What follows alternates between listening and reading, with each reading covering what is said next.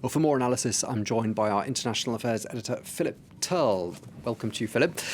Tell us, what do you consider to be the strategy here by the Trump administration?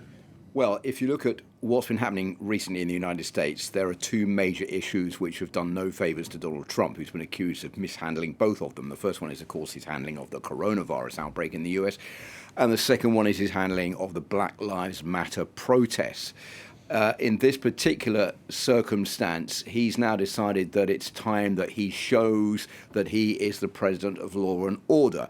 Donald Trump is worried that the election is fast approaching and he is losing badly in the polls on an average of about 9% behind Joe Biden, his Democratic rival contender for the presidency in November. So he has to do something to try to fight back and win back those lost points. He says that he's the president of law and order, and that is what he's going to do. So we saw these federal officers being sent into Portland yesterday to what they say is help the law and order forces already there, i.e. the police.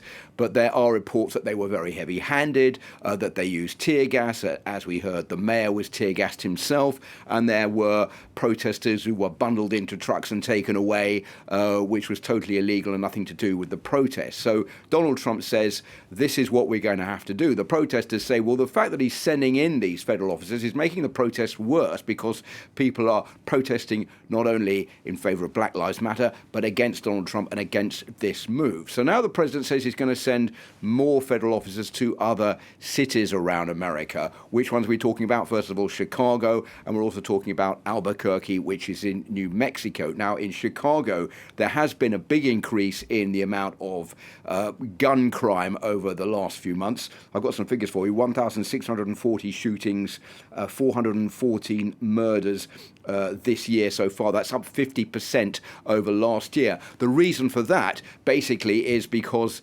according to observers, people are frustrated by the lockdown, by being shut indoors, by the financial trouble that they've had to put up with over the coronavirus outbreak, and that is why this is sort of boiling over like a pressure cooker, if you like, which is exploding. So Donald Trump wants to send in those extra law enforcement officials to those two cities. It remains to be seen how they're going to be perceived when they get there. Already the mayor of Chicago has written to say she's going to keep a very strong eye on what's going on there, and she does not want the situation to generate like it did in Portland.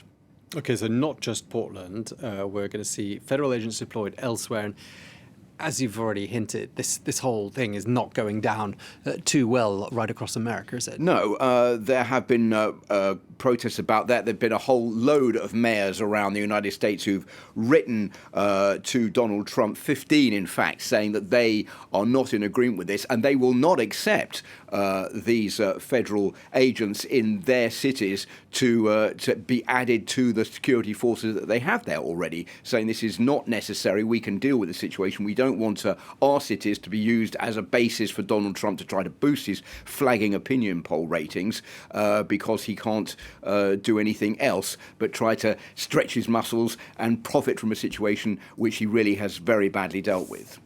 Okay, well, thank you very much indeed for sharing that with us. Our international affairs editor, Philip Turle. Thank you.